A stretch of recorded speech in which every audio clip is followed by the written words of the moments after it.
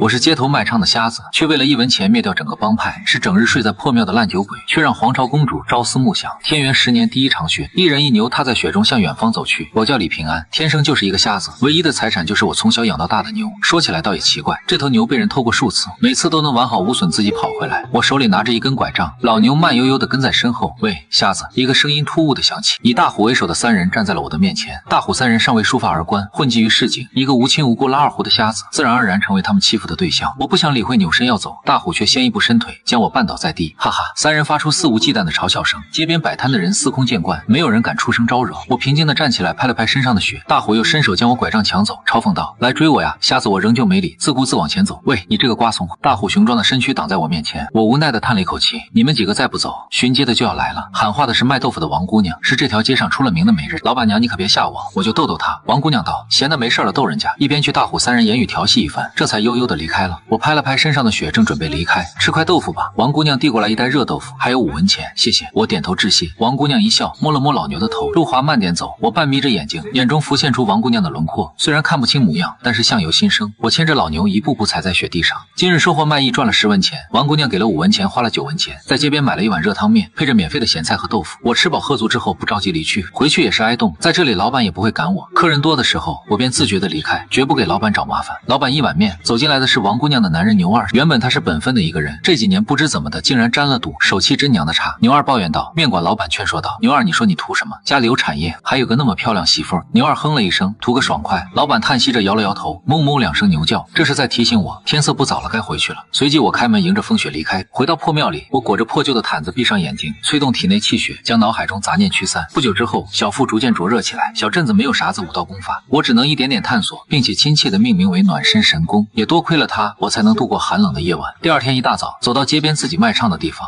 要飯的老刘往旁邊挪了挪，來了，我點點頭，算是跟同事打個招呼。二胡之聲悠悠響起，聽說了嗎？張家那後生考中秀才了，要大擺宴席。乞丐劉說，你到時候去拉個歡快的曲子，說不定能賞你一桌好酒好菜。我想了一下，一曲奔馳在千里草原在腦海中浮現。等到張家大擺宴席這天，我搬了個凳子坐在院子裡，歡快的曲調讓眾人都忍不住鼓掌。因為這首曲子，我獲得了上桌吃飯的機會。糖醋魚、紅腸、烤鵝、燒雞，平常看不見的菜，極大程度勾起了我的食欲。還沒等宴席結束，一群人就嗷嗷拿出袋子，往裡面裝剩菜剩飯。我並沒有搶，並不是不屑於做，而是因為我沒有袋子，並且眼睛還是瞎的，搶不過這幫人，於是只能趁機多吃一些。吃飽了肚子，一抹嘴便要離開。這裡有人招呼我是賣豆腐的。王姑娘一手拽着自己的孩子，一手拎着個袋子遞給我，你伸手摸摸小半只燒雞，還有些花生米跟涼菜。王姑娘又伸手遞給我一個茶葉蛋，抱怨道：“這群人下手太快了，你先拿着吧。”說完便再次擠進了人群。人聲嘈雜，她沒聽見我小聲說的那句多謝。又是一年冬至，我掐着指頭算自己年齡。這一年我的生活改善了許多，鎮子裡的紅白喜事，凡是願意出錢的地方，我都會去演奏一曲。也是這一年，我學會了喝酒，隨身物品多了一個酒葫蘆。每當我拿起葫蘆想要喝的時候，都會聞一聞，然後搖搖頭，嘆息一聲天色不早了。我照例牽着老牛走在夕陽下，忽然我停住腳步，好奇地瞥向一個方向，沒有聽見熟悉賣豆腐的聲音，也沒看見那個熟悉的輪廓。王姑娘可能是病了吧。第2日仍舊沒見到王姑娘，第3日、第4日同樣如此。第5日，你吃過了麵，將1文錢拍在桌面上，向賬房打聽王姑娘的消息。聽說牛二那小子欠了一屁股的羊羔利，房子抵押了，人也跑了。我拄着拐杖走出了門，外面下起了鵝毛的大雪。王姑娘家在鎮子東面，白牆青瓦，好房子，只可惜風水不好，養了牛二這麼個混蛋玩意兒。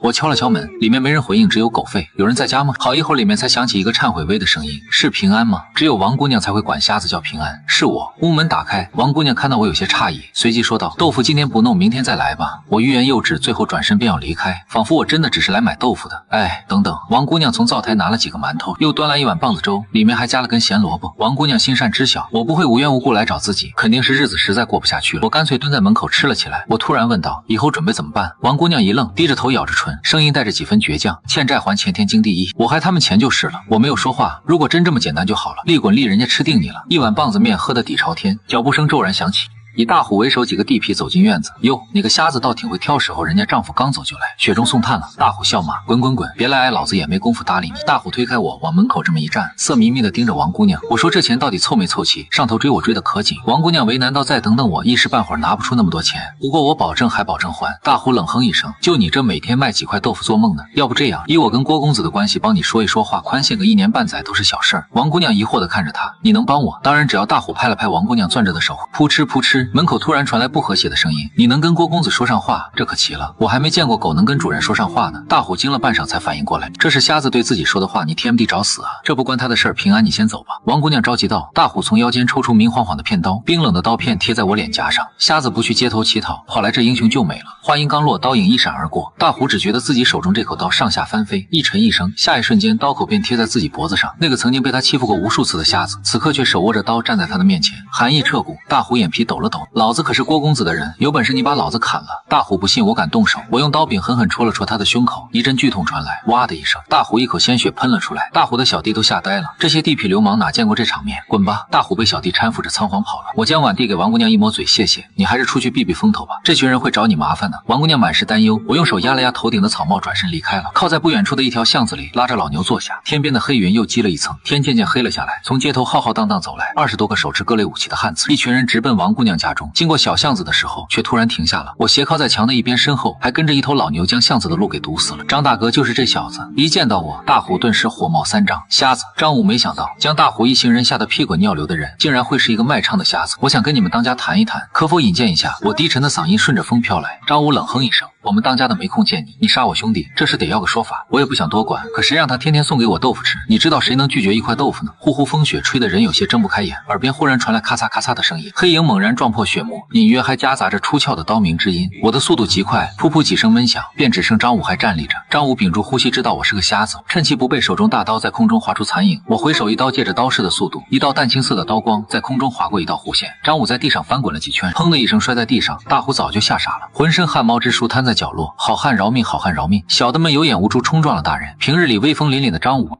此刻卻是趴在地上求饒。我沉聲道：“帶我去見你們當家的鸳鸯樓。”一個面目猙獰的中年人正摟着一個妖嬈女子，一邊喝酒一邊談笑風生。砰！打手張武被扔了進來，緊接着走進來一個瞎子。我來找當家的。郭宇眉毛一挑，作為縣太爺的侄子，還真沒人敢來找他麻煩。他揮揮手示意手下將众多賭客轟走。郭宇站在2樓，居高臨下的看着我。我記得你叫你什麼來着？李平安。郭宇恍然大悟的點了點頭，看不出你本事不小，膽子也不小。閣下過獎了，不過混口飯吃，幹嘛跑我地界來搶飯碗？郭宇冷笑，一眾手下已經悄無聲息包圍了我。就在郭宇一聲令下，閣下誤會了，我與閣下無冤無仇，也不是來搶生意的。鎮子東街那牛二的債，這錢我來還，還請閣下給個面子，不要去難為那對母子。郭宇回憶了一下，想起來，不行，那個女人被爺看上了，你要是真捨得，以後花點錢來這兒的青樓，說不定能點到她。郭宇嘴角輕輕勾起一聲輕不可聞的嘆息，何苦呢？郭宇語氣清冷，殺了他。身後一名壯漢揮起剔骨刀朝我腦袋砍去，噗呲一聲凄厲的慘叫響起，我的拐杖直戳戳捅進那人胸口，又有2名漢子慘叫一聲，龐大的身軀飛了出去。我奪過一柄弧刀，在眾人包圍中猶如無人之境，一旋猛踏，一步一刀當頭劈來，2道身影交織在一起，每一刀都帶起凌厲的勁風，一刀接着一刀，快得讓人心驚肉跳。幾個呼吸間，一旋便已負傷，脫口而出好刀法。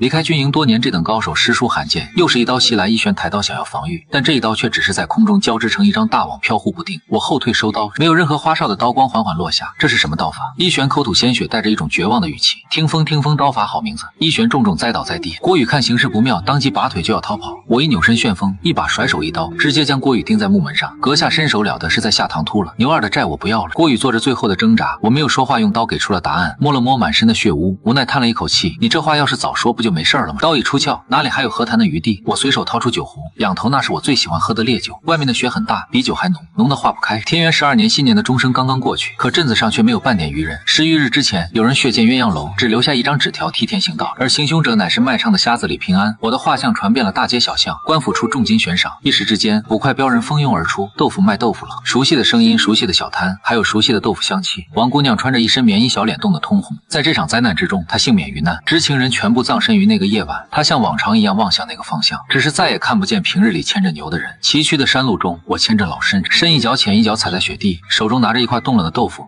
好吃。其實也不是為了什麼天理正義，只是因為快要餓死的時候得到過一塊熱乎的豆腐，還有一個燦爛的笑容。豆腐咬上一口，感覺人就要化開一樣，僅此而已。歲月不居，時節如流，距離我被通缉已經過去2年。我漂泊到青陽鎮落腳，新年在即，我在街上挑選着年貨。嘿，你個小子眼瞎是不是？問你話呢，你小子哪儿來的？刘二打量着这個撞到他的孩子，男孩戴着大大的斗笠，警惕地盯着劉二，問你話呢？你爹是誰？劉二摸了一把他的腦袋，我感受到熟悉的气息，不由得一笑，當真是找過來了。於是我走過去，二哥，這是我遠方親戚。男孩一看見我，頓時大喜過望，趕忙迎了上去。你這個臭小子，撞了你，二叔叔也不知道道歉。男孩順勢向劉二道了歉，劉二倒也不會真跟一個孩子計較，沒多說什麼就走了。隨後我將男孩帶回了家，給他簡單熱了一些飯菜。小家伙好像幾天沒吃過飽飯，狼吞虎咽地吃了起來。男孩名叫陳楚生，從小吃百家飯長大的，在我被通缉漂泊時，曾路過一個小村子。那晚碰巧突厥鐵騎襲來，在整個村子就要被屠戮殆盡之際，被迫出手攔下300鐵騎，也給陳楚生帶來了巨大無比的震撼。倒不曾想少年竟能一路追尋，至此陳楚生連打幾個飽嗝一抹嘴給我跪了下來，請先生收我為徒。我沒有回答，而是反問道：我為什麼要收你為徒？陳楚生支支吾吾說不出話。我淡淡一笑，大老遠跑來也不容易，你什麼時候能碰到我，我就什麼時候教你武功。陳楚生一愣，不明白這是什麼意思，眨了眨眼睛，先生我還是不懂。話音剛落，忽然暴氣撲向，噗一聲悶響，陳楚生哀嚎一聲，四仰八叉的倒在地上。抽他的是我的竹竿，你還差得遠呢。說完我负手離去。自此我的院子裡多了一個免費的苦力。少年天性使然，見了我修煉便偷偷摸摸的學，在僻靜的地方折枝未見，練拳練掌，渴望有一天能像我一樣。新年如期而至，隔壁朵哈姐妹邀請一起過年，陳楚生和阿麗亞爭先恐後去貼春聯，二人年紀相仿，很快就成為十分要好的朋友。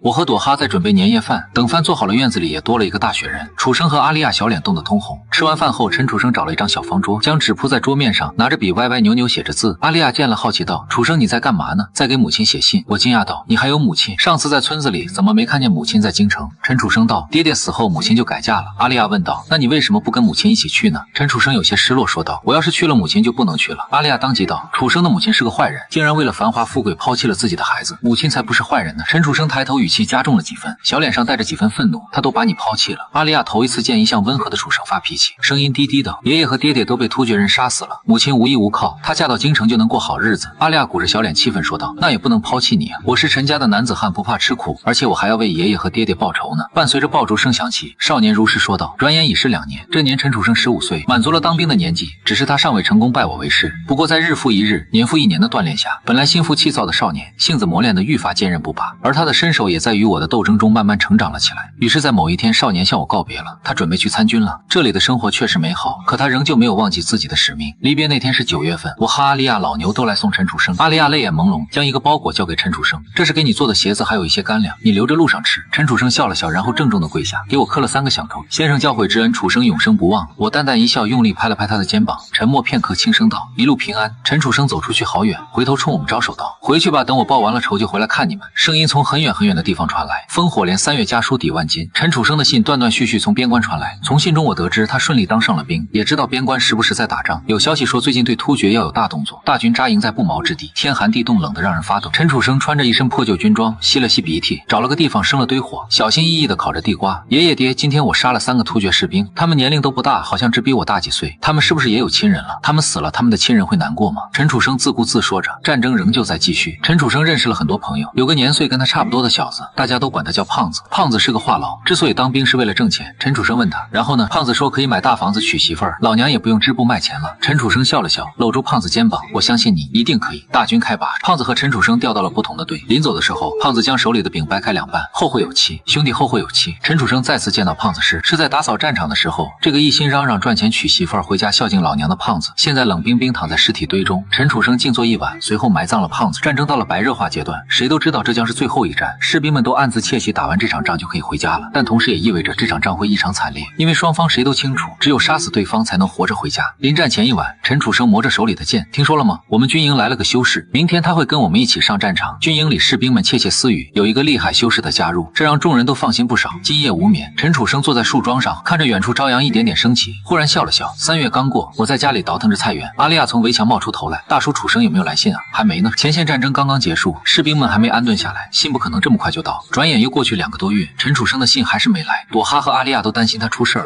阿麗亞好幾次夢到楚生死在了戰場上。又過了幾日，我決定去前線看看，牽着老牛一路行來。途中你遇見了一個婦人，帶着一個17、18、9的小伙子。娘歇一會兒吧，喝口水。小伙子拿出一壺水，又從包裡翻出炊餅，隨後走到我面前。大叔吃個燒餅，還有自己家弄的醬菜，您別嫌棄。我溫溫的笑了笑，多謝了。通過閒聊得知，這對母子也是去尋找親人的。老婦人大兒子也在軍營當兵，現在戰爭結束了，一直沒有消息。不放心的婦人便和小兒子準備去軍營看看。娘你不用擔心，大哥不會有事的，大哥不是說了嗎？回來就有錢了，咱們可以住大房子了，你也不用織布了。老夫人嘆了一大口氣，什麼大房子？我只要你們平平安安就好。数日後，我趕到前線軍营，向典籍处的官员一通打理，得来一摞厚厚的典籍，自己找吧畫紅叉的就是死了。我只能凑近了，睁開蒼白的眼眸，一點點辨認。良久過後，我揉了揉眼睛，放下典籍，就坐在那裡沒有說話。雖然是個瞎子，可是這一刻也覺得眼前一片迷霧，紙上的字跡都在顫抖，不忍再看。5天後，我在一處山坡中發現了陳楚生的屍體。這裡不是主戰場，沒有人為他們收屍。少年臉龐依舊堅毅，在死前應該拼命抵抗過，身上密密麻麻的傷口，幾乎看不到一絲完整的血肉。聽人說是小隊中的一名修士背叛了大隋，將隊伍引到了突厥人的埋伏圈。我挖了一個大坑，把所有屍體都埋了。原本想给楚生單獨挖一個，可是想来这孩子不想太寂寞了，便跟同伴埋在了一起。我坐在墳墓旁，自顧自說道：世界上所有的東西都可以挑，就是日子不能挑。世界上所有事情都經不起推敲，一推敲每一件都藏着委屈。我來到這個世界受了許多的苦，也沒什麼壯志凌雲，是非成敗不過轉頭一場空。我爹說我長大成不了什麼氣候，這一點你比我強。師傅卻給你討要個說法。說罷起身牽起老牛向軍營走去。玉門關外，楊開一身白衣，背後配着一柄青藍色的寶劍。這時視野之中出現了一輛馬車，一個面相忠厚的男人跑出來急切道：兄台兄台，我娘子要不行了，這馬跑不動了，勞煩兄台可否借馬一用？見楊開沒有答話，男人忙拿出一些錢，不白借不白借，大恩大德在下永世難忘。面對男人的苦口哀求，楊開只是面露不屑之色，他很享受這種目空一切的感覺。滾！楊開冷冷吐出一個字，一股強大的威壓席捲而出。下一秒，男人身子倒飛出去，眼前一黑，生死不知。等他再次醒來，天空已經下起了蒙蒙細雨。男人猛地起身，只見一個陌生男子正在馬車中為自己娘子搭脈。相公，你醒了。男人妻子說道。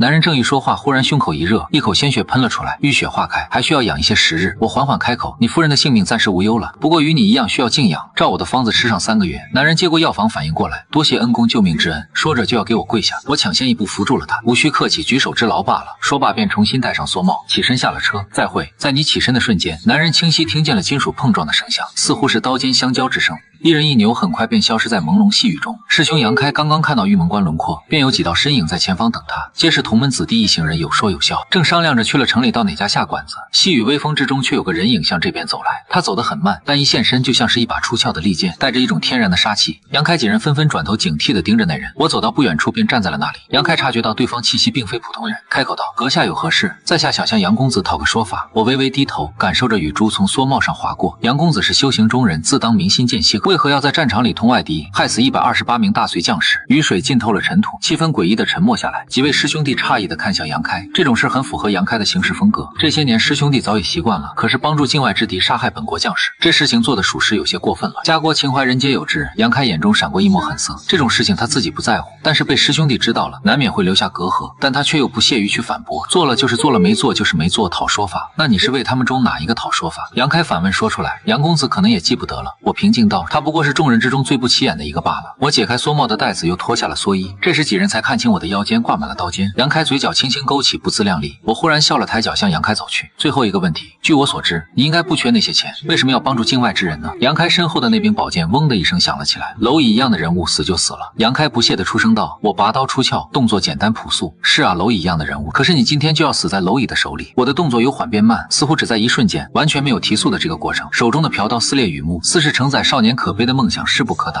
青藍色的寶劍猛震，一縷細碎的劍影飛射而出，劃過一道弧線，朴刀和飛劍相交，強烈的碰撞在周圍形成了絕對領域，將紛紛而落的雨水攔截在外。朴刀在巨力之下斷成幾截，可也短暫地阻礙了飛劍進攻速度。我從腰間抽出另一把細長的刀，我知道憑借粗制濫造的武器不會是楊開飛劍的對手，但一把刀不夠，那就2把、3把、4把。螻蟻雖小，亦能撼響，鏘鏘鏘鏘，電閃雷鳴。天地間一片寂靜，我保持着衝刺的速度，手上卻沒有絲毫鬆懈，一種無形的刀意傳遞到腦海之中。這是一種奇妙的境界。我的腰間共有9把刀，楊開的飛劍折毀了其中的8把，一刀沒有任何懸念。楊開的身子摔倒在雨中，他的臉上卻沒有死亡的痛苦，有的只是一抹茫然，仿佛是到死都沒有反應過來。他沒料到我會這麼快，也沒來得及運轉真氣，更沒來得及使用劍招，只是人生從來沒有重來的機會。我深深吐出一口氣，此間是料再會。我沒有理會其他人，轉身一步步離開。而楊開的那些師兄弟此時全部愣住了，從開始到出手僅僅3個喘息之間，他們望着我離開的背影，嘴角不由自主地抖了抖，直到我和老牛消失在視野當中，無形的壓力才消散不少。幾人不约而同鬆了口氣。3日後，我牽着老牛返回青陽鎮。大叔，大叔！阿利亞大喜過望，高興地叫着。我笑着摸了摸他的頭。大叔，楚生呢？楚生怎麼樣了？阿利亞迫不及待地追問。我沉默片刻，從懷裡摸出一封信，他去京城找他娘去了，短則個把月，長則3、5年，叫我們不要擔心他。這小子去京城也不知道跟我們打個招呼，害得我擔心了這麼多天。阿麗亞氣呼呼接過信件，鼓着個小臉，等我下次見到他，一定把他揍成豬頭。朵哈也走了出來，看了看信，似乎是意識到什麼，喜悅的表情僵在臉上。他們父親當初托大叔轉交給他們的信，怎麼和小楚生字跡這麼像呢？抬起頭看着我，大叔，我平靜說道，他過得很好，我們就不要再打擾他了。或許哪一天他會來看我們的。春風過楊柳絮紛飛，像是要吹散少年的夢，可這世上就是如此，努力不一定有結果，用心也會得不到回報。3個月後，麗春院，你這段时間怎麼了不在狀態？馬三娘翹着2郎腿，目光偏向一旁滿臉憔悴的我。有一點，我低聲回道，算了，那你休息一段時間吧。這段日子正是麗春院忙碌的時候，每個杀手都恨不得一個人當2個人用，偏偏这時候我不能接委托了。離開麗春院，買了幾張餅，又要了一碗胡辣湯，就坐在市井路邊，一口餅子一口湯吃了起來，耳邊傳來街頭巷尾的趣味。聽說了嗎？最近來了個西域劍客，鬧得沸沸揚揚的。听說中原武者到現在為止，已有不下10人敗在他手上。那人好奇地問，現在去秋風亭還能看見嗎？每隔10日，那名西域劍客便會出現在秋風亭。我默默聽着，抹了抹嘴，付了錢，牽着老牛緩緩走了。時間如白駒過隙，我坐在自家門口吃着黃豆，想着心事。大叔，阿麗亞從圍牆輕車熟路地翻進來，我聽見動靜，頭也不回道，今天書院放假，那大叔我們去看熱鬧吧。今天有廟會嗎？不是廟會，但是比廟會還熱鬧，好多人都去看西域武者跟中原武者打架，我絲毫不感興趣。但拗不過阿麗亞，被拽着胳膊去了秋風亭。隨行還有阿麗亞的同窗，一行人有說有笑，走得很慢。我跟在幾人身後，臉上露出和諧的笑容。想想自己這個年紀的時候，還在街上要飯呢。趙靈出自書香門第，生得眉清目秀，唇紅齒白，儼然是一個美人胚子。從小就是個才女，能夠背誦許多詩文，字也寫得漂亮。王磊錦衣華服，相貌英俊，同時也是幾人中家世最好的。潘俊人稱胖俊，人如其名，胖乎乎的，沒什麼心眼。王磊依然是幾人中的頭，帶着自己的小弟和心中的後宮團，神氣洋洋地走在街頭。只是他有些嫌棄地瞥了眼跟在身後的我，一身樸素的打扮，還是個瞎子，身後跟着一頭老牛，要多土有多土。王磊這人沒有多壞，平日裡講義氣，只要你跟他交朋友，就不會虧待你。不過年輕孩子心性多一些，凡事講究面子排場。我感受到了王磊的情緒，淡淡一笑，故意放緩了腳步，跟幾人保持着距離。只是沒走一會兒，前面的阿麗亞見我落後了，便返回來拉着我一起走。一行人很快便來到了秋風亭，而此時的秋風亭處已經聚集了不少人，大多都是來看熱鬧的。秋風亭內立着一頂轎子，旁邊還站着幾位僕人，想必轎子內的便是西域劍客了，倒是蠻托大的。我不动聲色地感應着轎子內那人的氣息，讓我有一種如芒在背的感覺，能感受到一股很強的力量。我感受不到他體內的真氣，或者說他體內的氣十分羸弱，與老弱病殘相同，這讓我有些詫異。對於這個古怪的西域劍客也多了幾分好奇。周遭嘈雜聲不斷，無一處空曠之地，倒是便宜了那些賣茶水、蜜餞零食的小販，不用大聲吆喝，不一會兒帶來的東西便被一掃而光了。王磊豪氣地買了一大兜子蜜餞零食瓜子給大家分。大叔，這個糖可好吃了呢。阿麗亞將一顆糖遞到我手裡，我用力咬了一口，一股甜甜的感覺在口腔中炸開。很快，今天的第一個挑戰者登場了，是一名刀客，穿着一身墨綠色的劲裝，手裡拿着一把寬刀。金刀严家赐教了，严家掌門人外號金刀无敌，在江湖之中名號也算是響亮。轎子中的劍客不但沒有露面，連話都沒有說。刀客不滿地皺眉，舉起手中的刀，刀是不會輕易顯露出來的，一旦出刀必見血。刀出鞘的聲音和他的聲音同時響起，話音剛落，白光一閃，就像是一汪秋水在刀身之上流轉不休。刀客的刀咣當一聲落在地上，目光有些呆滞，半晌众人才反應過來，結束了告辭。刀客撿起地上的刀，腳步迅速地走了。哇，好厲害！你們看見剛才那道白光了嗎？王磊雙眼一亮，興奮道。胖君和阿麗亞、趙靈都不約而同地瞪大了眼睛。這場面對於15、16歲的少年少女來說，無疑是震撼。他使的是什麼劍法？胖君看向王磊，王磊家境好，府內雇了不少江湖門客負責安全，其中不乏武藝高強的。王磊也時常跟着學習幾招，因為這事兒在小伙伴們面前引以為豪。此時見胖君這麼問了，當然不能說自己不知道，應該是傳說中的平沙落雁。王磊若有所思地說道：“聽名字就很厲害。”胖君道。王磊嘴角輕輕勾起，自豪道：“這算什麼？如果你們想看，來我家，我讓我的那些師傅們表演給你們看。”趙靈兒撲閃着眼睛，一副十分好奇的模樣。阿麗亞則是直截了當地說：“等會兒去行嗎？”“沒問題。”王磊一口答應。接下來又有幾人出場，無一例外都失敗了，甚至都沒人能靠近轎子，甚至讓轎子中的劍客現身。直到最後一名和尚的出現，那和尚一身布衣，脖子上掛着一串念珠，神態和藹，长相清秀，面白似玉，墨眉似劍，倒不像是一個和尚，反倒像是陌上無双的公子。一出現便引得周遭妇女一道道目光。法喜寺常青请赐教，話落名為常青的和尚踏步上前，當一聲清脆的金鐵教命之聲響徹四周，當一聲清脆的響聲在周遭響起。不懂行的人大眼瞪小眼，卻是沒看見雙方出手，唯有一些武者清楚地感受到了剛剛二人的交鋒。和尚雖然年輕，卻已然能用真氣護體，輕描淡寫地擋住對方一擊。和尚沒有停下腳步，而是繼續向前。在我的感知中，和尚的身上浮現出了一層淡淡的金光，帶着一股至刚之力。當当當，两股力量撞在一起，發出一聲悶雷般的巨響，形成了一圈又一圈的力道。和尚的肩膀都被震得微微一顫，緊接着他的身體像是被一股巨大的力量推着一樣，向後退了一步。和尚定了定心神，繼續向前走去，直到走到轎子前不過半步距離，一股熱流從他的經脈內湧出，緊接着和尚身子忽然僵住，刺骨的寒意傳來，直挺挺地栽倒在地。去找西街的医師王老，一個时辰內經脈還能保住。轎內第一次響起了了那名西域劍客的聲音。和尚长青强撐着站了起来，在他的手臂上有一道長長的血痕，看起來触目驚心。多謝施主手下留情。说罢转身緩緩離去。這回再無人敢上前迎戰了。過了好一會兒，4個僕人抬着轎子朝着東面離去了。看熱鬧的眾人也紛紛散去。想必今天發生的這場面，不久後便會傳遍街頭巷尾。胖俊幾人意猶未盡的要去王磊家，看看他口中所謂更加厲害的武者。我沒想去湊那個熱鬧，但見我要回去，阿麗亞便也失了興頭。王磊一直試圖將活潑靈動的阿麗亞追到手，見狀連忙勸阻：瞎子叔去我家坐坐吧，你不是願意喝酒嗎？我家的酒保證你沒喝過。我也只好順勢同意了。來到王家府邸，倒真是氣勢宏偉。庭院占地廣，院落裡有幾座小樓，假山上幾條小溪潺潺流淌，儼然是一座王公貴族的居所。好不容易來一次，王磊自然要好好炫耀一番，帶着幾人在府內轉悠起來。來到後院，王磊拉來2個年輕力壯的武者，跟他們耳語了一番。二人心照不宣地笑了笑，都明白小少爺的心思，反正閒着無聊，便當即在院子裡比試起來。二人没用兵器，比的是拳脚，拳脚相交，打得難解難分。越打越快時，有呼啸聲響起，清脆悅耳，讓人聽得清清楚楚。就這麼一會兒功夫，二人已對了20-30個照面。這在阿麗亞、胖俊、趙靈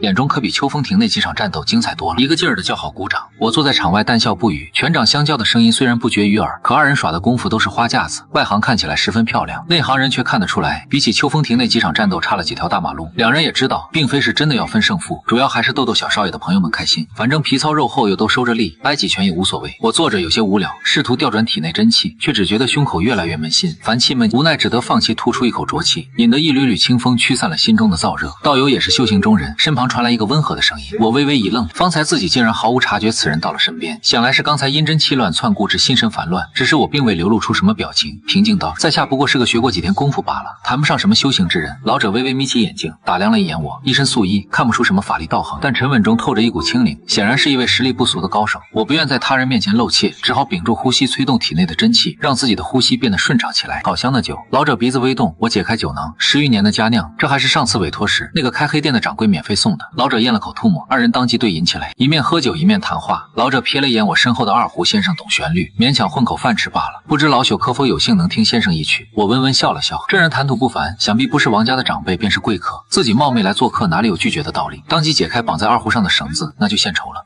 老者本是一時興起，一雙眼睛似睜未睜，只是越聽越覺得有趣，舒服的像是外邊下着細雨，雨點滴滴答答的落在窗邊。屋裡烤着火，溫着酒，二人對坐漫不經心的閒嘮自己的人生。隨後音符變得遲滯，仿佛愈是痛苦，讓人升起一種無力感。曲調蒼涼灑脫中帶着一絲惆悵，一種人生寂寞的悲涼。當隨着這種情緒快要到達極限時，黑暗中忽地有了光澤，旋律百轉千回，從低沉往清越激昂出而去，高亢的像是9天放歌，杜鹃啼血終於發出的一聲不甘的嘶吼。樂聲又變了，這一次變得低沉，故事重新回到了最初的小屋，經歷世事透着一種淡然和超脫。一曲終了，噗！老者手中的酒囊落在地上，身子像是定格了一般，表情古怪。相比起老者，另一邊的幾人仍舊是全神貫注地盯着比武的二人。這回二人改換成了兵器，觀賞性更高。曲子便是這樣，聽懂的人能感悟許多，不懂的人卻只能體會出悲涼。與其聽這些，不如看幾段戲來的有趣。有些情緒是該說給懂的人聽。古先生，古先生，連續幾聲的呼喊，老者才回過神來。王磊之父，王家之主王山诧異地望着古先生，不知道發生了什麼。他剛才偶然路過，聽見曲聲，好奇地走過來，這才有了這一幕。古先生意識到自己失態了，笑了笑，目光直勾勾地望着我。敢問先生，這首曲子叫什麼名字？出自何人之手？我回道：三泉映月是我一個友人所撰。古先生面露激動，一連說了幾個好字。此曲若是未能流芳百世，當真是一大憾事。先生過譽了。王家家主王山觀察了一下李平安，拱手道：還未請教先生貴姓，在何處高足？談不上什麼高足，在街頭賣唱罷了。賣唱王山不由得有幾分詫異。爹，這是我帶來的朋友。王磊走過來解釋道。王山板着臉責怪道：既是朋友，怎不通知我一聲？這般沒規矩，能做到王山這種地步的人，自是不會看人下菜碟。高喝一句街頭賣唱的不配入我家門，然後將人轟出去。這種人是傻子，也斷然不能白手起家創立這份家業。王山那是人精一樣的人物，見人說人話，見鬼說鬼話，就是一個乞丐在他面前，王山都能以平常人待之，唯有這樣方能走得長遠。王山略有些歉意地說道：先生莫要見怪，娃娃不懂事，不如進寒舍喝一杯。對，喝一杯，喝一杯。一旁的古先生忙隨聲附和。我略一拱手，冒昧打擾已是唐突，怎好再行叨擾？李某這邊告辭了。一聽起要走，古先生忙攔住我：哎呦，不着急，不着急，酒逢知己千杯少。王山心中微微有些愕然，古先生一向沉穩有度，今日這是怎麼了？盛情難卻，我只得陪着他們走進堂下。王山雖然沒什麼興致，但是見古先生熱情，便讓廚房張羅了一大桌子好菜，倒真是讓我們幾人享了一頓口福。通過聊天得知，我真只是一個唱曲的王山，便失了興致，但是禮數上卻一點也不含糊，十分周全。他看得出來古先生對於我的小曲十分喜歡。我喝了一壺美酒，倒也看得出來古先生的心思，便道：古先生不妨有話直說。古先生一笑，恕古某冒昧，如果先生願意的話，可否將剛才的的曲子教育古某，自然不会让先生白教的。王山拍了拍手，当即便有佣人拿着一个盒子走了过来，盒子长约1尺，宽约半尺，上面挂着一把锃亮的铜锁，木盒上还鑲着铜条，一看就是价值不菲的东西。不过真正值钱的还是里面的大额银票，略表心意，还望先生笑纳。我笑了笑，二位不必如此客气。古先生如此喜爱此曲，李某高兴还来不及呢，何来报酬一说？若是古先生想学，在下必当知无不言。这话倒是令王山眼中浮现出少些的赞叹之情。对方并非富貴之人，街頭賣唱雞一頓飽一頓，可剛才卻沒有半點遲疑的拒絕了。古先生道：古某身無長物，就是這頓飯也是借着王老闆的光。王山趕忙道：先生這話便是不將王某看作朋友了。古先生哈哈一笑，不如這樣如何？古某頗通一些卦術，如若李先生不嫌棄，古某願為先生補上一卦。聽聞此言，王山面色驟然一變，不可置信地望向古先生，卻見對方全然不是一副開玩笑的樣子。算卦，李某對這些東西卻是很少有了解。王山沉聲道：李先生，古先生精通奇門遁甲之術，是大名鼎鼎的相士，多少人千金求古先生一卦尚不可得呢。王山心中五味雜陳，他這次請古先生來到家中，就是為了能讓古先生為王家補上一卦。只是古先生這等高人，又怎會在乎金銀珠寶？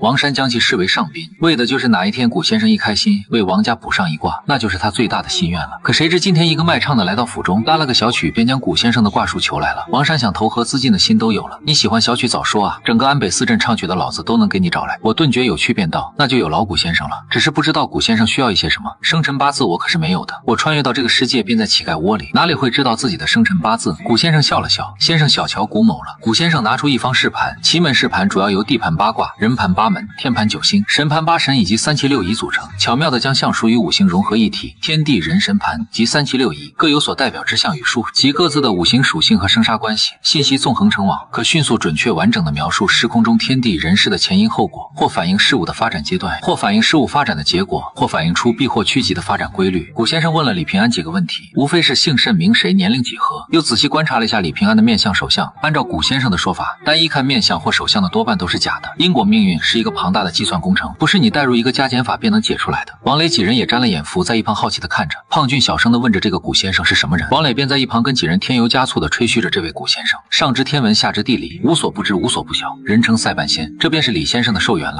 古先生指着試盤上的一條線，紅色的槽口正在不斷上升。古先生滿意的點了點頭，李先生有福嘍。如果自己算到對方命不久矣，那多少是有些尷尬。還好從卦象中可以看出來對方的壽命超過了60歲，破100了。李先生足足能活100多歲呢。古先生話還沒說完，忽見槽口上的紅線已經突破了200、300。古先生不可置信地瞪大了雙眼，只見槽口以肉眼可見的速度直線上升，轉眼間便到了這方試盤的極限。怎麼可能？試盤出問題了。古先生最先想到了這個可能，話還沒說完，胸口一悶，雙眼一花，一股熱氣上湧，噗，一口鮮血噴出，伴隨着咔嚓一聲響，整個試盤裂成了2半。古先生從床上緩緩睜開雙眼，身旁傳來輕聲的呼叫：古先生，古先生。古先生偏過頭去，只見床邊站着王山和幾名醫師，還有滿臉愧疚的我。沉吟片刻，方才開口：王掌櫃，讓他們都出去吧。未了又道：李先生留步。我滿懷歉意，手裡拿着碎裂的試盤，只能尷尬地笑了笑。還沒等我開口說話，古先生卻道：是古某人唐突了先生命格不凡。後半句話古先生猶豫了一下，吞了回去，沒有說出口。日後要學會3緘其口，莫要輕易給人算命了。一旁的王掌櫃眼神複雜地看向我，不自覺地咽了口唾沫。我此刻也不知道該說什麼了，從懷裡拿出準備好的一張宣紙，這是3全映月的譜子，贈予古先生了，望古先生能早日恢復。隨後我又囑咐了幾句，便帶着一臉好奇的阿麗亞離開了。從這件事情中得到一個教訓，以後不能輕易找人算命了。且說我離開以後，古先生在王家靜養了3日，見窗外花開花落，倒是別有一番感悟，覺得身體恢復了一些，便向王山告辭，準備離開了。叨擾多日，古某準備告辭回山門閉關修行。王山勸道：古先生傷病未癒，不如便在寒舍多待一些時日，一路奔波風吹日曬，恐對先生的身體不利。王山雖極力勸阻，奈何古先生去意已決，無奈王山只能給古先生準備周全，4匹無椎馬皆是劍騎，馬車內部也是十分講究，甚至是讓人現做了配套的軟棉墊子，又厚又軟，無論是躺翼或是坐都很舒服。臨行前，王山率領王家人親自送行，行出城門10里之外。古先生這一別，不知何時再見，恕我不能送您太久。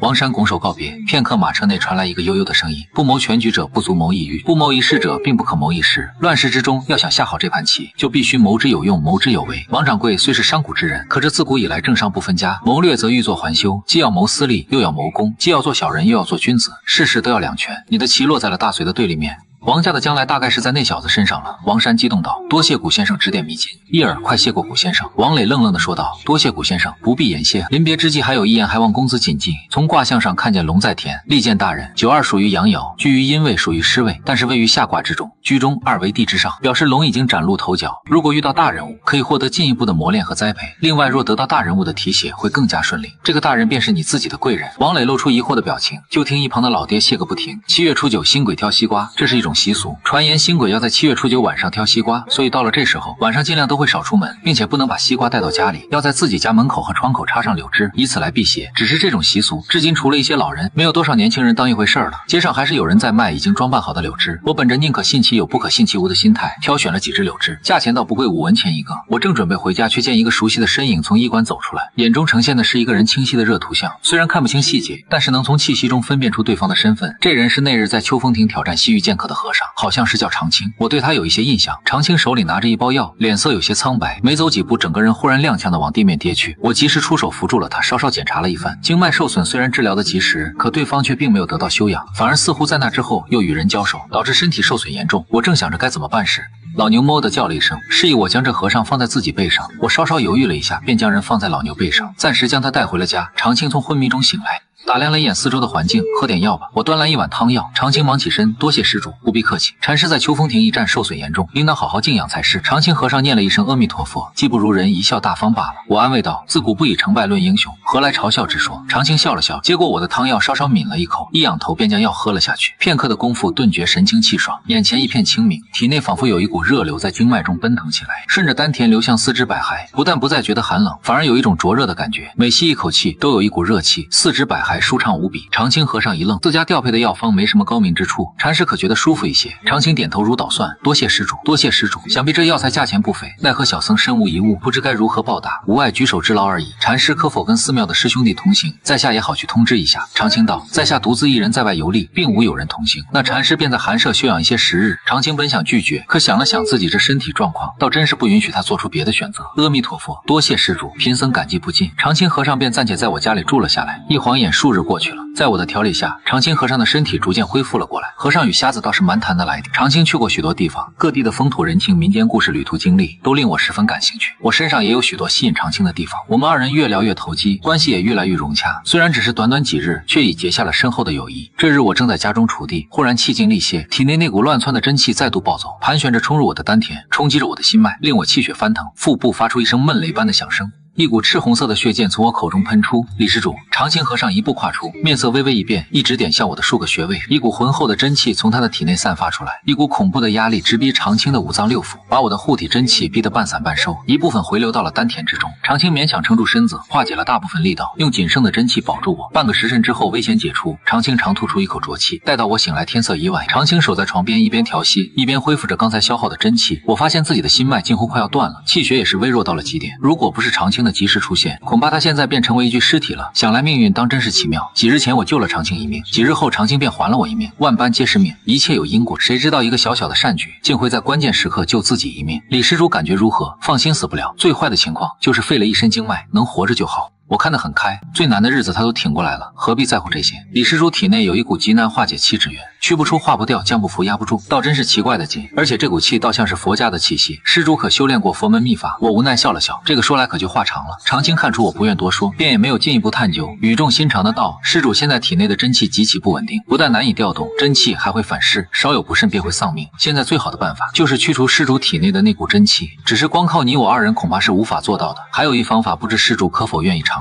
但說无妨。我本着死马当活马医的心態，再壞能壞到哪兒去？佛家功法則以禪修為代表，儒家執中，道家守中，佛家守空，所以空字集中體現了佛家功的特點，而空則是指萬物沒有實體，皆由緣而生。所謂色即是空，空即是色。眼見常青跑題了，我忙開口將話題拉到了正軌。常青尷尬的輕咳一聲，知道現在不是給我度化佛家思想的時候。小僧自幼拜入佛门，用20餘年學一門涅槃經，以五臟之精神內生气血，進而轉移脈絡，筋骨窍穴，改善資質，調和其性，使生機煥發，內素於心，固本培元，調節陰陽。施主體內既是佛家之氣，或許用此法能控制一二。我猶豫了一下，佛門秘法在下紅塵中人，恐無法領會其中奧妙。長青淡淡一笑，李施主慈悲為懷，樂觀豁達。我佛自會保佑你的，小僧願將佛家秘法相托，一來是報答施主當日救命之恩，二則不願施主這樣的人逢此大難卻無解救之法。當下长青便將涅槃經的心法倾囊相授，又指点种种呼吸运气之法，其精妙之處非外人所能揣摩，就算有人指點也要時刻提醒，還需參悟者自己的領悟。如果沒有人指點，沒有文字的注解，想要參悟其中的奧妙，談何容易。不自覺的我便融入了其中，果然覺得經脈順暢，脈息也逐漸恢復了正常。到了清晨只覺神清氣爽，不知不覺又是一天一夜過去。經過這2天2夜的參悟，我越練越有味道，習得經書中的幾事已有了幾分心得，一言而行，施展起來並不費力。漸漸的竟感覺體內的真氣似乎壯大了一些，功力也有了一些進步。長青望着我，沒曾想對方短短2日便已有所領悟，小有成就，不由得深深感嘆道：李施主與我佛有緣，若是能入我佛門，當真是一大幸事。我只是笑笑沒說話。離離數雲散，裊裊涼風起。這段日子我深居簡出，就連每日的拉曲都不常去了，大部分時間都在修煉涅槃經。修煉多了，雜念也少了，聞着平日愛吃食物的味道，竟有些提不起慾望。不過好在成果還是十分令人滿意的。體內那股亂竄的真氣雖然沒有被完全消化，卻也再翻不起什麼浪了，剩下的便只能交給時間一點點的消化。在這個過程，我能清晰地感受到自己身體的變化，自己丹田之中的真氣一天一天的增強，比以前更加的旺盛了。呼吸之間就像是一根羽毛，一呼一吸之間就有一種舉重若輕的感覺。客官，您的菜来了，神仙鴨子带子上朝，豆瓣鯽魚酸菜魚，魚香茄餅粉蒸雞。听着对面酒楼小二的呼喊，別說裡面的客人了，就是外面的人聽了都不由得咽了口吐沫。我摸了摸肚子，我可不想真的成為一個無欲無求的和尚，當即大步流星地走進酒樓，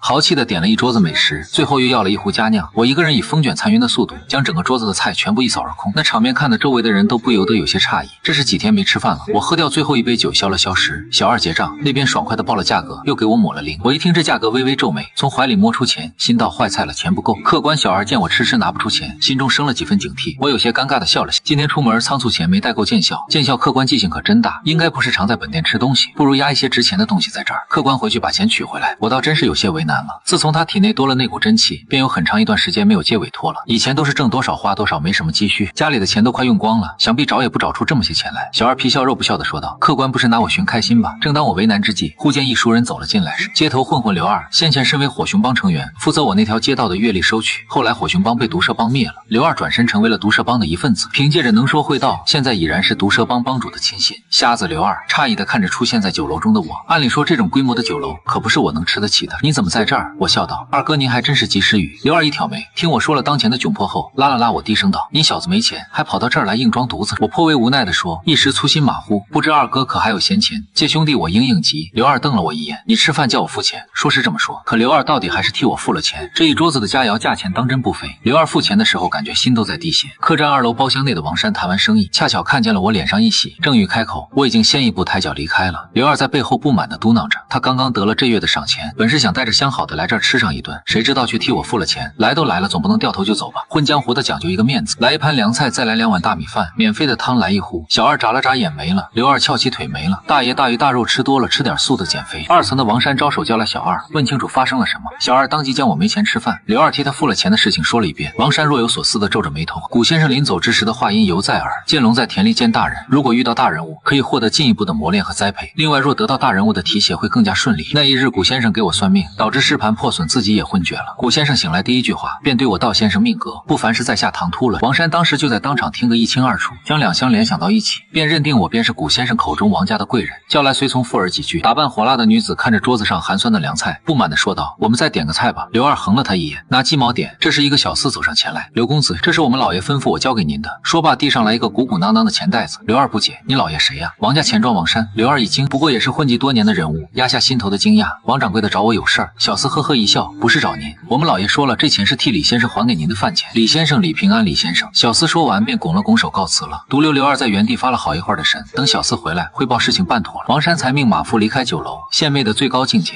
不是主動上門虛情假意的送一些名貴珍寶，送禮的人要麼是有所期待，要麼是有所求，會主觀的給人一種不懷好意的印象。王山混迹多年，自然不會做那種不符合自己身份的事情，而是用自己的需求去滿足對方的需求，既要在背後默默的把事情做了，又必須讓當事人知道，而且自己從始至終都沒有露面，不會顯得自己有什麼其他的企圖，這樣既能讓我被動領了自己的情，又能得到对方的認可。我盤膝而坐，嘴中念念有詞，周身的力量緩緩湧動，將我全身的每一處都浸潤了一遍。我的身體微微晃動，隱隱帶着一種韻律，似乎與周圍的環境融為一體。半晌之後，我深深地吸了一口氣，鼻息裡滿是污穢的味道，但是我卻有一種說不出的輕鬆。施主欲速則不達，常青在一旁提醒道：“我確實有點心急，不過再這樣下去，連飯都吃不起了。”想到這兒，我休息了一會兒，便拿着自己吃飯的家伙出去了。來到熟悉的街角，旁邊的乞丐見我來了，連忙讓出地方，還用袖口在地上擦了擦。我有錢的時候，時不時的拋給乞丐幾文錢，或者將家裡的舊棉襖被褥送給這些人，所以周邊的乞丐跟他混得很熟也好，實在混不下去了，加入丐幫也是個不錯的選擇。這麼想着，我如往常一樣拉起了小曲。翌日晨登天竺山，山殿朝陽小。我早早起了床，坐在床沿上，一遍又一遍地練習着涅槃經。時間一息息流過，我一遍又一遍地念着經文，細細品味着其中的含義，竟然豁然開朗，沉浸在玄奧的經文中，心中一片清明。不知道過了多久，我回過神來，渾身前所未有的舒暢，仿佛在長期的勞累和痛苦之後，突然獲得了一種寧靜和自由的感覺，就像是一汪干涸的湖水被注入了一股活水，充滿了勃勃的生机。3、4日的時光轉瞬即逝，小院中時不時傳來破空的聲響，我活動着許久未曾動過的身子，骨漸入佳境，天空湛藍如洗，帶着一絲涼意，卻又帶着一絲清新。依靠涅槃經與命格勤能捕捉，我體內的真氣虽然還沒有完全消化融入血脈，可也絕不會發生上一次險要了我命的事情，剩下的便只是时間問題了。本以為接下來的日子漫長平淡，倒是發生了一件趣事，我得知了王山為自己還債的事情。不管怎麼說，都是得了人家的人情，不道一聲謝，恐怕是說不過去的。想來王家府內不缺什麼東西，我便從院子裡那棵椰棗樹上摘了一大包枣，略表心意。王山則順勢將我留在府內吃了一頓便飯，趁着吃飯喝酒的功夫，一邊对我拉的二胡讚不絕口，一邊換來自己的兒子王磊，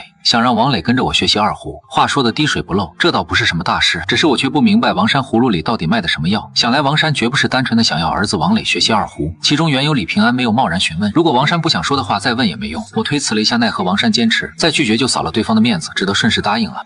王磊第一天上課，騎着一匹棗紅大馬，一身劲裝，手裡拎着父親讓給李平安帶的拜師禮。我身無長物，唯能拉一首小曲。王磊實在不知道学着拉曲有什麼用，有着时间在院子裡多打幾趟拳，岂不是更不好？不過王磊虽是百般不情願，但父親千叮嚀万囑咐，也只好照办了。先生王磊下馬，給我恭恭敬敬地行了個禮，看着手中的禮物，不由得一笑。王山是個聰明人，送禮不是送最貴的，而是要送最合適的。那日古先生想跟我學二胡，王山便給了我一些大額度的银票，誰料我沒有收，反而提出无償交給古先生。從這王山就能看出我感興趣的不是金银珠寶之類的，又發现我倒是對美酒佳釀十分喜好，於是便讓王磊拿了家中珍藏的美酒薔薇露酒，使用古法萃取金貴的薔薇，用所得的薔薇精油加入至美酒中，工藝精湛，2次投料，9次蒸餾，8次發酵，7次取酒，長時間陳釀而成。此酒以濃香而著稱，世人稱其酒為開壇十里香。收了人家的禮就要盡興，既然說要學習二胡，我便傾囊相授。我能看得出來，王磊頗有幾分聰慧，卻對音律絲毫不感興趣，能登大雅之堂的琴曲都吸引不到他，更何況是街頭藝人賣唱的二胡。不過王磊嫌棄不嫌棄是我自己的事情，盡不盡心教則是我的事情。西風烈烈，秋景夠美，卻也凄涼。窗外的知了有了一些疲倦，王磊悵然若失地趴在桌子上，耳邊回荡着曲聲，只覺刺耳。15、16歲，正是撒歡浪撅子的年齡，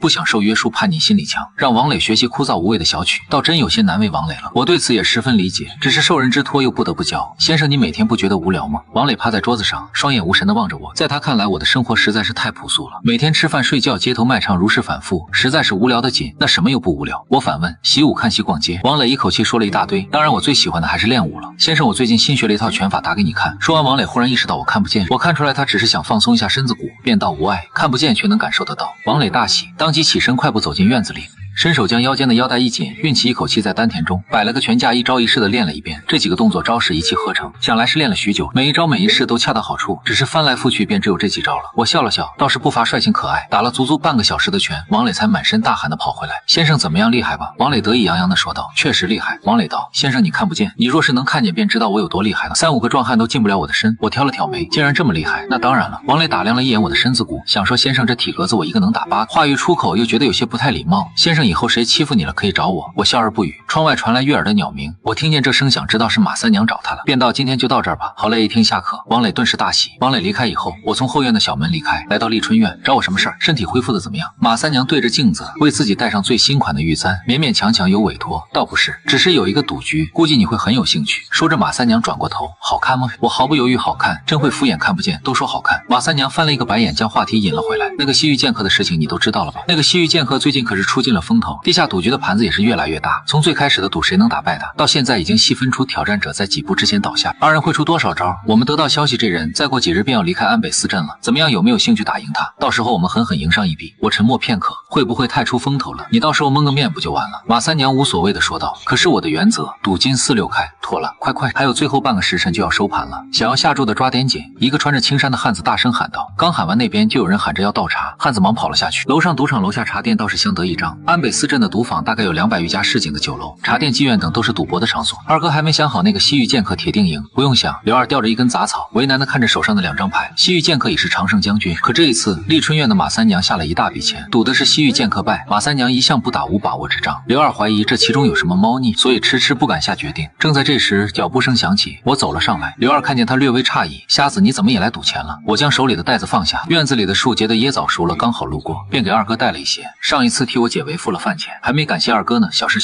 刘二擺了擺手，忽然又想起什麼來。哎，對了，你跟王家錢莊的王老板怎麼認識的？我隨口道。王老板喜歡我的曲子，僅此而已。劉二恍然大悟的點了點頭。上一次王山替我還錢，他還以為我跟王山有什麼關係呢。瞎子，你來的正好，幫我看看我賭誰贏。劉二實在糾結的要命，便隨口問問我怎麼說。賭局本質上就是一個風險性的遊戲，一半对一半的概率，與其糾結，不如交給命運。如何交？劉二問我，探出一只手，握住了刘二右手中的牌子。待我離開了茶館，劉二回過神來，看着手中的牌子，不由得陷入了沉思。雷聲千丈，落雨色萬風來。王磊看着外面落下的暴雨，跌下這麼大的雨，今天我能不能不去李先生家学二胡了？不行。王山一口拒絕。爹，我就請1天假。王磊乞求不行。王磊知道自己说不动，老爹心中滿是無奈。他当然不是害怕這瓢泼的暴雨。今天是西域劍客在安北斯鎮的最後一日，之前的每一場王磊都沒有落下，統共算下來，敗在西域劍客手下的敵人共有100餘號人。而今天傳言將會有一個神秘高手出手，地下賭莊的盤子據說已經是一個天文數字了。這麼精彩的決戰，王磊當然不想錯過。可偏偏是今天他要去學勞獅子二胡。王磊太了解老爹的脾氣了，說一不二，他認定了的事9頭牛都拉不回來。無奈王磊只能冒着大雨來到了我的小院當中。屋子內放置着一個小巧玲瓏的暖爐，壁爐前老牛正懶洋洋地看着爐子裡的柴火，一大塊木柴在噼里啪啦地燃燒着。房間裡彌漫着一股肉香和松香。阿麗亞坐在一個蒲团上，舒服的似乎快要睡過去了一樣。閒來無事的時候，她也會跟着我一起學二胡，醒一醒。我敲了敲阿麗亞的腦袋，王磊則心如死灰的一屁股坐在蒲团上，眼神中充滿了對外界的向往。二胡聲悠悠吹得燈火搖曳，風一吹樹梢都在搖晃，雨水順着庭檐流下來。秋風亭幾棵古樹撐起了一片天然的防護，一道道身影在羅傘上一一浮現。有身份地位的人無一不是讓家僕或下人抬着轿子，風大且急，轿子卻像是平湖上的一叶扁舟，輕盈的沒有一絲晃動。今時不同往日，秋風亭安靜的只有呼啸的風聲和雨落之音，閒雜人等只能遠遠的張望着。雖然也有人想要往裡面擠一擠，只是見四周皆是清一色的漢子，或腰佩短刀，或背着短棍，每個人身上都帶着一股彪悍之氣，便不敢再上前了。盤子越開越大，這種武鬥賭局哪裡會少得了本地的幫派？毒蛇幫的幫主雖然在旁人眼裡已是江湖地位極高的人物，只是現在卻連轎子都坐不上，只能混跡在人群中，遠遠地望着秋風亭的方向。一旁的劉二道帮主聽說這次麗春院的三娘請了一位神秘高手，而且還下了一大筆錢賭西域劍客輸，怎麼還沒看見神秘高手的人影？廢話，都說是神秘高手了，指定是壓軸登場，也不知道這次誰能贏。劉二搓着手，滿臉期待。幫主得意地笑了笑，廢話，指定是那西域劍客。我得到的內部消息。劉二附耳湊近，馬三娘這次是跟人聯手做局，投了一大筆錢，顯示自己勝券在握，騙一些傻子跟着他一起投錢，否則賭局怎麼會做這麼大？西域劍客的實力大家都是有目共睹的。劉二滿臉震，馬三娘這麼做自己不也賠錢嗎？說你傻你就不聰明。幫主給了劉二腦袋一下。事成之後，豪绅的錢如數奉還，他們一起分那些傻子的錢。幫主見劉二臉色不好，狐疑道：“你不會跟馬三娘一起投了西域劍客敗吧？”劉二欲哭無淚的點了點頭。那日他糾結的要命，最後聽我的話，覺得有理交給了命運。哈哈哈！幫主忍不住笑出聲來：“你小子啊，你小子啊！”幫主，我該怎麼辦？那可是我半個身家啊！劉二現在想殺了我的心都有了。幫主象徵性的安慰了刘二幾句，只是嘴角止不住的笑意出賣了他。猫，我聽見老牛的叫聲，知道到時間了，便放下二胡，先休息一下吧，喝口茶。王磊长长吐出一口氣，身子後仰，一臉的無奈。現在自己應該在秋風亭外，等待着一場曠世大戰的打響，精彩絕妙的劍法，各種精妙的招式，強者之間的生死搏殺，而現實卻是自己在一個破舊的小院，聽一個瞎子拉着難聽至極的小曲，虛度光陰。喂，王磊，王磊！風雨中似乎有人在喊自己什麼。王磊轉過頭，卻見院子的圍牆上冒出一個人，是胖俊王磊。走啊！王磊一愣，走去哪兒？當然是去秋風亭看比武了。王磊為難道：“可我，喂，你不會怕了吧？誰說我怕的？但我爹你也知道他那個脾氣，放心不會被發現的。”胖俊摸了一把臉上的雨水，我都打探清楚了。你每次的休息時間大概都在3炷香左右，從這兒到秋風亭，我們腳步快一些，只有1炷香。王凡也只要2炷香。王磊仍然猶豫不決。胖俊道：“老大別墨跡了，快來不及了。王磊一咬牙，回頭看向阿麗亞，阿麗亞走吧。阿麗亞搖了摇頭，大叔會生氣的。哎呀，没事的，不會被發現。王磊拽上了阿麗亞，想着到時候就算被發現了，有阿麗亞再能為自己分擔一下壓力，他倒是不怕我，只是擔心我會將這事情捅到他父親那裡。二人打着傘走出門外，趙玲也來了，站在牆邊衝他們揮手跑。四個正值青春年少的少男少女一起撒了歡的向秋風亭的方向跑去。當真在一炷香內跑到了秋風亭，只是此時的秋風亭早已是人滿為患，這也看不見啊！阿麗亞踮着腳尖，根本連個毛都看不見。放心，咱們王公子早有準備。胖俊气喘吁吁地說道。王磊得意一笑，揮了揮手，跟我來。四人來到秋風亭對面的一家酒樓。王磊預先定下了一間房，經過他的觀測，那裡是觀戰的最好角度。趕上了，還好沒有來晚。胖俊鬆了一口氣，秋風亭那頂轎子還在時。周遭人影錯落，身穿各色衣衫的漢子整齊的分為幾列，每一個都是人高馬大，当真是气派无比。來了来了！胖俊興奮地叫着。其餘三人順着胖俊手指的方向望去，不只是他們，秋風亭周圍矗立的所有人都同時望向一個方向。滂沱的大雨將所有人都籠罩在了其中，模糊了众人的視線。自東南方向有一道身影緩緩而來，一身蓑衣，頭上戴着一頂斗笠，笠帽下垂的幾乎遮住了他的臉。仔細一瞧，對方臉上戴着一頂廉價的猴臉面具，被水一澆都有些掉色，也不知道是從哪個地攤上買的。左手則握着一把薄而利的雁翎刀，不是什麼珍稀名貴的刀，这种刀相反十分的廉價，大隋尚武，所以腰配武器之人并不少見。武器各有不同，也分3、6、9等。这种雁翎刀在市面上很常見，便宜皮實，但稍微有一些家底身份的人便不屑於佩戴此刀，因為佩戴此刀的人多為落魄之人，久而久之，這刀便有了窮刀一說。他走向轎子，右手握住刀柄，鏘鏘鏘，箭如飛芒。他的身體被割出一道又一道的口子，然而每一箭都是淺長折直，並沒有雪花飛出，僅僅只是劃破了蓑衣。距離轎子還有6步，在場的人都清楚6步之內倒下了多少所謂的高手，箭鳴聲不止。每一箭都是雪花般的箭影，雨幕被箭鋒撕捲開裂，讓每一個目睹這一箭的人都有一種難以承受的感覺。1步2步，每一步都沉重無比，每一寸都充滿了危險。明明這麼冷的天，旁觀的人卻手心都在冒汗。4步5步，還剩最後1步，所有的人的心都被提了上來。一道明亮的光影現身，突兀的光芒照耀在所有人的眼中，刺骨的寒意讓所有人都不寒而栗。被風捲動的雨珠驟然四散，眾人或許不知道這一箭的奧妙，但刺目的箭芒就像是一座大山壓在他們的胸口，讓他們承受不住這樣的壓力。雨越下越大，視線也變得模糊不清，一股股冰冷的感覺從暴雨中傳進了每一個人的體內，劍光交織，密密麻麻，就像是一張大網向4面8方散開。然而直到為止，那人都沒有拔刀，他好像在等一個決定勝負的機會。最後1步邁出，6步，所有人心都為之一逆。這是自秋風亭這頂轎子出現後唯一一次有人走到如此近的距離，刀出鞘沒有任何聲音響起，想象中刀鳴似龍吟的聲音僅存在想象之中，終歸只是一把普通的刀。然而這一刀卻像是要劈開一條路，沒有人能夠想象這一刀的威力，至少在場的所有人都無法形容這一刀的神韻。轟！刀鋒像是一條筆直的線，沒有任何詭異的角度，也沒有任何的變化，沉穩如山，以一種最簡單的方式以驚人的速度前進。隨後緩緩落下，轎子4分5裂。轎子中那名神秘的西域劍客第一次出現在了眾人眼前，身影交錯，一切重歸寂靜，空氣中緊繃的殺氣消散於無形。西域劍客沐浴在雨中，胸前第一個扣子無聲地落在地上，他低下頭，怔怔地望着那枚掉落的扣子。能摘你扣子，就能要你的命。我輸了，得罪之。收刀入鞘，壓了壓笠帽，向遠處走去，回到熟悉的小巷，從後院入門脫下蓑衣蓑帽，雖披着蓑衣，但到底還是沾了水，薄紗粘在身上，又濕又冷。我身子一抖，潮濕衣衫上的水滴被真氣迅速驅散，渾身煙霧纏繞，熱氣翻滾，一滴水珠從額頭滑落，片刻便消散於無形。不一會兒，便再也看不出我身上有半點被雨澆過的痕跡。我走入裡屋，老牛眯着眼趴在火爐旁，屋內早已不見王磊和阿麗亞的身影，我便走了出去。過了一會兒，院子中傳來急促的腳步聲，完蛋了，大叔肯定會生氣的。2道身影急匆匆地跑入院子裡，小點聲。王磊抹了一把臉上的雨水，因為跑得太急，身上都被澆透了。時間趕趟，他肯定發現不了，我們身上都濕了，大叔怎麼會發現不了？王磊道：“你忘了他是瞎子看不見的。”二人簡單擦了擦濕漉漉的頭髮，隨後走進屋內。秋風蕭瑟，冷人得緊，再加上這無情的雨，二人不由自主地往火爐那邊靠了靠。片刻之後，我走了進來，仿佛什麼事情都沒有發生。我剛才僅僅只是進屋小眯了一會兒，繼續上課。阿麗亞打了個哆嗦，努力讓自己的呼吸變得平和，可是跑了這麼遠的路，怎麼可能這麼快緩過來？王磊也強忍着呼吸頻率，但還是控制不住的喘着粗氣，因為害怕被我發現什麼破绽，只好主動開口混淆視聽。今兒的風可真大。是啊，雨也大。我頭也不抬地說。王磊抿了抿嘴唇，正想找一些別的話題，就聽我道：鍋裡給你們熬了薑湯，屋裡還有棉毯，一人披上一件，待會兒再喝幾碗薑湯，免得受了風寒。對了，讓你們的朋友也進來吧。外面冷。王磊和阿麗亞二人尷尬地對視一眼，心裡清楚這是發現他們跑出去了。裹着棉被喝了薑湯，四人頓覺身上舒服多了，外面的雨已經小了許多。王磊身子後仰，雙手撐着，臉上露出陶醉羨慕的表情，仿佛還沒從秋風亭那場戰鬥中回過神來，嘴裡嘟囔着什麼手作劍指，虛空亂畫着，仿佛他就是秋風亭中那個神秘的刀客。